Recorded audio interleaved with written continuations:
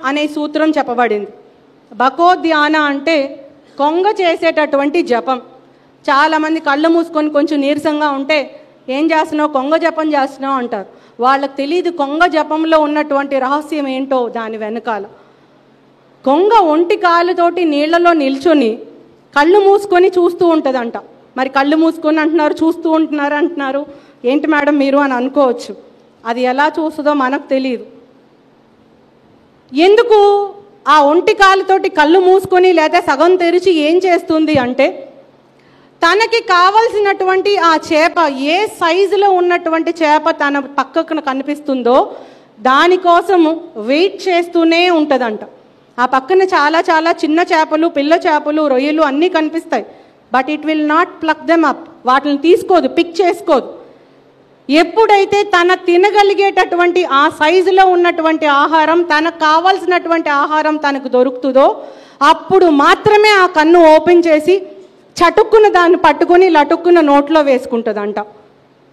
అంత కాన్సన్ట్రేషన్ ఒక కొంగ నేర్పిస్తుంది. దాన్ని బకోధ్యాన అంటారు. మరి ఎంత కాన్సన్ట్రేషన్ మనకుంది? కొంగ నేర్పించేటటువంటి కాన్సన్ట్రేషను ఎంతమందికి కాన్సన్ట్రేషన్ మనకుంది అనేది మనం ఆలోచన చేయాలి. బుక్ ఓపెన్ చేస్తాం, కాస్త చదువుతాం, ఫోన్ రింగ్ అవుతుంది, ఫ్రెండ్తో మాట్లాడతాం, వాట్సాప్ రింగ్ అవుతుంది, దాంట్లో చాట్ చేస్తాం, ఫేస్బుక్లో చూడాలి ఒకసారి అనిపిస్తుంది, అది చూస్తాం.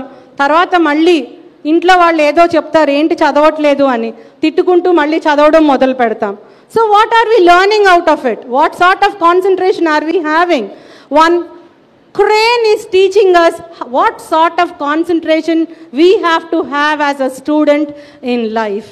ఎంతమంది స్టూడెంట్స్కి అంత చక్కటి కాన్సన్ట్రేషన్, మనకి కావాల్సినటువంటి ఆహారం దొరికేంత వరకు వెయిట్ చేయదగ్గటటువంటి పేషెన్స్ ఎంతమందికి ఉందో చేతులు ఎత్తండి. ఎస్ మేడం, నాకు నా లక్ష్యం నెరవేర్చుకునేంత వరకు నాకు పేషెన్స్ ఉంది. మధ్యలో ఏదో చిన్న చిన్న అవకాశాలు వస్తే ఆ అవకాశాలతోటి నేను సంతృప్తి పడను అంటే, చిన్న చిన్న చేపలు కొంగకు కనిపించినా అది ముట్టుకోదంట.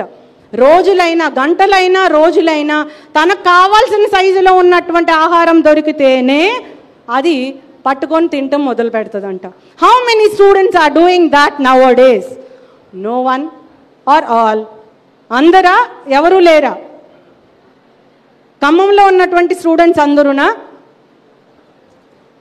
ఖమ్మంలో ఉన్నటువంటి స్టూడెంట్స్ అందరికీ అంత పేషెన్స్ ఉందా, లేకపోతే ఏ స్టూడెంట్స్కి లేదా?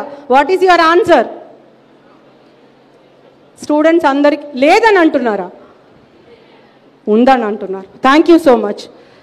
సో కొంగ నేర్పిస్తున్నటువంటి రెండో పాఠం ఏంటి? దాని పేరేమన్నాం? బకోధ్యాన. ఫస్ట్ది ఏమన్నాం? కాకచేష్ట. సో ఆ కాన్సన్ట్రేషను మనకి ఏదైతే కళ్ళెదురు ముందు కనిపించిందో దాన్ని తీసుకొని దాంతో సంతృప్తి పడి జీవితంలో ఉన్నటువంటి పెద్ద లక్ష్యాలు, మేడం నాకు ఐపీఎస్ ఆఫీసర్ అవ్వాలని ఉంది, కానీ ఏం చేస్తాం, అప్పట్లో ఏదో పోస్టింగ్ పడింది, నేను వెళ్ళాను, జాయిన్ అయిపోయాను. తర్వాత మీకు తెలుసు కదా ఆ పోస్టింగ్లో ఎంత కష్టమో, ఇంట్లో వాళ్ళు పెట్టేటటువంటి డబ్బు సంపాదించాలని పెట్టేటటువంటి ప్రెషర్ కానివ్వండి, ఉద్యోగంలో ఉన్నటువంటి పరిస్థితులు కానివ్వండి, నేను చదువుకోలేకపోయాను.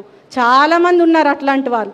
వాళ్ళకి నేర్పించలేదు చిన్నప్పుడు కొంగ నేర్పించేటటువంటి పాఠం.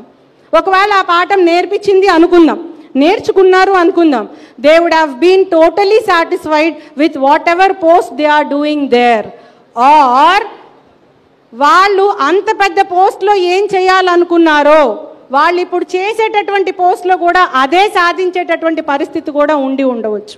కానీ ఇలాంటివి ఏవీ లేకుండా ప్రతి మనిషి కూడా నిరుత్సాహానికి, నిస్పృహకి గురవుతున్నారు అంటే మనకు లేనటువంటి అంశం ఏంటంటే అంత డెడికేటెడ్ కాన్సన్ట్రేషన్ లక్ష్యం వైపు లేకపోవడమే. ఆ లక్ష్యం వైపు ఒక చిన్న కొంగ 1/2 kg కూడా ఉండదు. అది ఆన్ యావరేజ్ ఇక్కడ ఉన్నటువంటి స్టూడెంట్స్ అందరూ ఒక 40 to 50 kgs వెయిట్ ఉంటారు.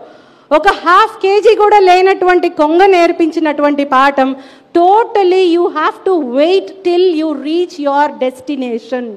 Don't be satisfied with whatever comes in between అని ఒక చిన్న కొంగ మనకు నేర్పిస్తుంది. దాన్ని బకో ధ్యాన అని 2వ సూత్రం ద్వారా వేదకాలంలో చెప్పబడినటువంటి సూత్రం. అది నిత్య విద్యార్థులుగా ఉన్నటువంటి మనందరికీ కూడా నేర్చుకోదగినటువంటి పాఠం.